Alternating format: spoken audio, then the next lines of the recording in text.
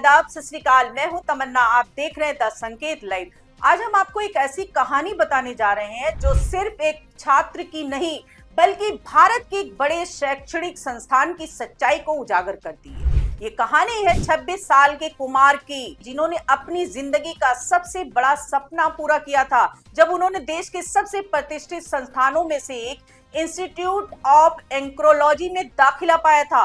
जनवरी 2024 में पूरे देश से चुने गए सिर्फ 25 छात्रों में से एक बनना किसी भी युवा के लिए गर्व की बात होती है और कुमार के लिए भी ये एक सुनहरा मौका था। उन्हें लगा कि अब वे भारत के महान पुरातत्वविदों के नक्शे कदम पर चलेंगे और देश की विरासत को समझने और सहेजने में अपनी भूमिका निभाएंगे। लेकिन कुछ ही महीनों में ये सपना धीरे धीरे हकीकत की जमीन पर बिखरने लगा।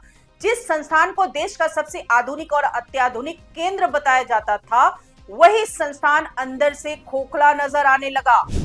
ग्रेटर नोएडा में बना इस संस्थान का नया कैंपस, जिसका नाम अब पंडित दीनदयाल उपाध्याय इंस्टीट्यूट ऑफ एंक्रोलॉजी रखा गया है, 25 एकड़ में फैला है और करीब 289 करोड़ की लागत से तैयार हुआ है। 4 मंजिला इस इमारत में 900 सीटों का ऑडिटोरियम है और 20,000 से ज्यादा किताबों वाली लाइब्रेरी है।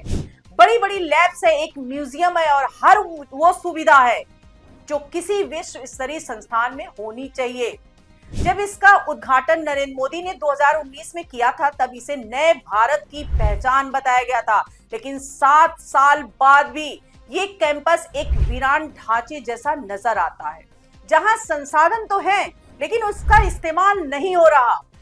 कुमार बताते हैं कि दरवाजे अक्सर बंद रहते थे, लैब्स खाली पड़ी रहती थी और एक शैक्षणिक संस्थान में जो ऊर्जा होनी चाहिए वो यहाँ बिल्कुल भी महसूस नहीं होती थी।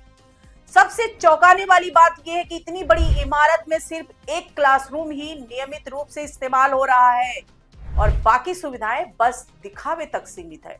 लेकिन समस्या सिर्फ इंफ्रास्ट्रक्चर तक सीमित नहीं है, असली संकट है अकादमिक व्यवस्था की। कुमार ने दिसंबर 2025 में अपना कोर्स पूरा किया, लेकिन 4 महीने बाद भी उन्हें अपना रिजल्ट नहीं मिला और यहाँ ना तो कोई कैंपस प्लेसमेंट है और ना ही नौकरी की कोई स्पष्ट संभावना।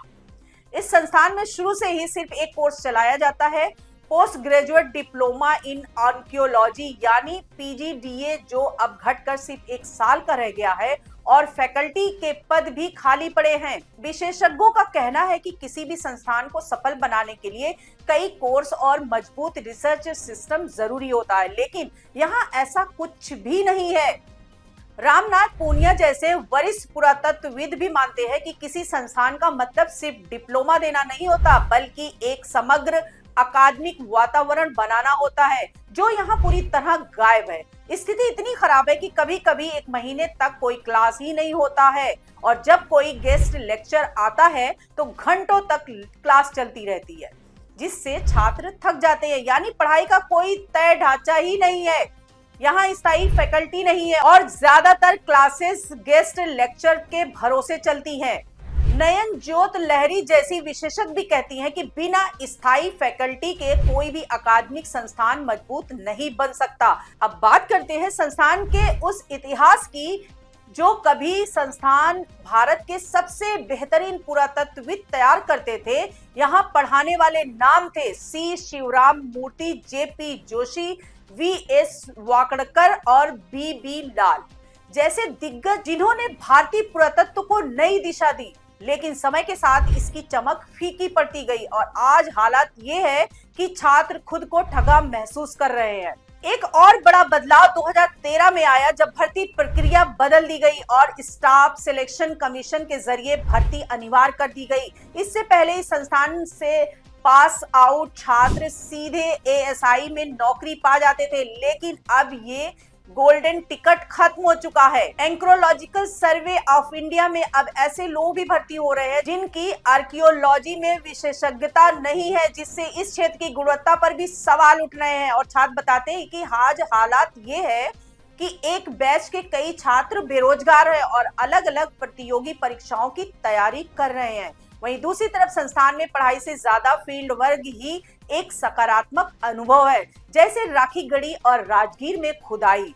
या देश भर का टूर, लेकिन अब समय की कमी के कारण इन फील्ड ट्रिप को भी छोटा किया जा रहा है। यानी जो इस कोर्स की सबसे बड़ी ताकत थी वही अब कमजोर होती जा रही है। अब जरा कैंपस की हालत पर भी नजर डालिए दोस्तों, जहां करोड़ों खर्च करके बनाई गई इमारत को कई लोग सफेद हाथी कह रहे हैं।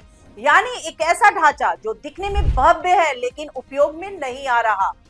गलियारे खाली रहते हैं, लिफ्ट काम नहीं करती और कई कमरे स्टोरेज के लिए इस्तेमाल किए जा रहे हैं। यहाँ तक कि छात्र हॉस्टल में खाने की व्यवस्था भी खराब है और सफाई को लेकर कई शिकायतें सामने आई हैं। लेकिन इन समस्याओं पर कोई ठोस कार्रवाई नहीं हुई। अब सवाल ये है कि आखिर इतनी बड़ी लागत और इतनी बड़ी महत्वाकांक्षा के बावजूद ये संस्थान अपने मकसद से भटक क्यों गया? क्या ये सिर्फ प्रशासनिक लापरवाही है या फिर सिस्टम की गहरी खामियां हैं?